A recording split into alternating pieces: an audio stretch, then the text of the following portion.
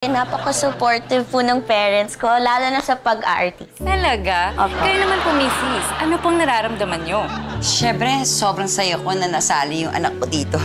Hindi nyo na itatanong, showbiz runs in the blood. Oh, runs in the blood. Yeah. Bakit po? Naging artista din ba kayo? Before, dami-daming gusto akong gawing bida sa pelikula. Lagi lang hindi natutuloy kasi naging busy ako mag-aral. Ba't naman ho kayo natatawa, sir? Hindi naman ako nadadawa. Okay lang ako. Aray ko! Ano ho yun? Sabi ko, ang salamat sa inyo dahil ginawa niyong artista yung anak namin. Aray! Eh kayo ho, ano pong masasabi nyo? Kamusta naman po ang pamilya nyo? Okay naman kami. Actually, okay kami.